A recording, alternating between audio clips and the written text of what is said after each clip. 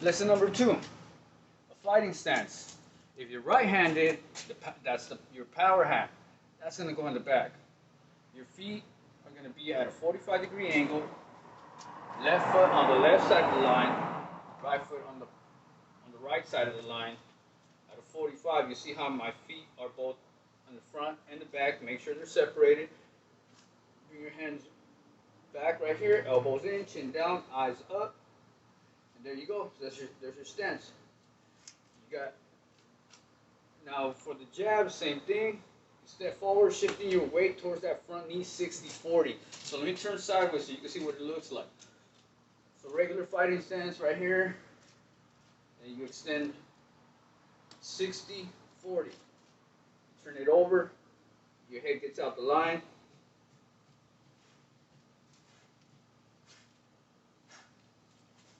And that's just regular without stepping in.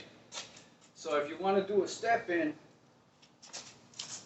you bridge that gap. If you have space between you and your opponent, you still get your head out the line. You extend the weight, still 60-40. It just, your stance goes a little bit wider. Boom.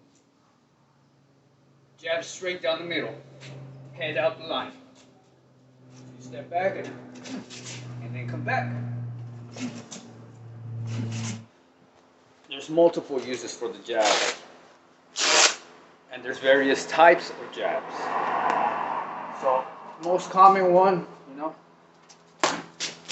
basic, you step in, turn that wrist, get your head out the way.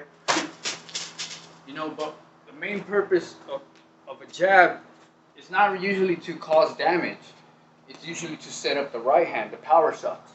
So you blind them if you have speed. Well, this one's barely coming back. That one's already hitting. That one's already on the way. Then there's the people you see them sticking it out right there. They use it to measure.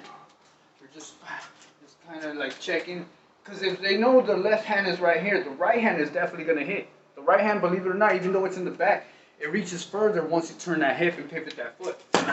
It's going to reach further, regardless. Watch. Let me give you a perfect example right here. See how far it reaches? Now I extend my right hand. It's about the same. But if I turn my hip, you see how much further I went? Perfect example. Okay, so now, jabs are used to set up the power shots, right? So what do you do with them? You could either step it in, double, make them back up.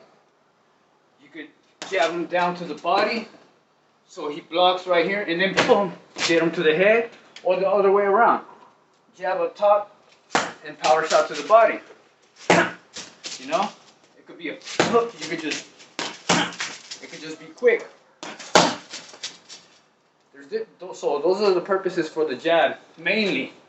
But you could also use them to set up nothing but the left hand. It doesn't have to be followed by a right hand. It could be jab. There's so many different combinations that you could use. But that's what the jab is for mainly. Just to set up.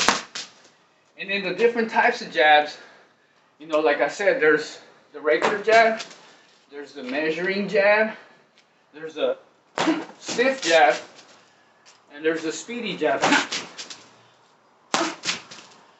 There's various types.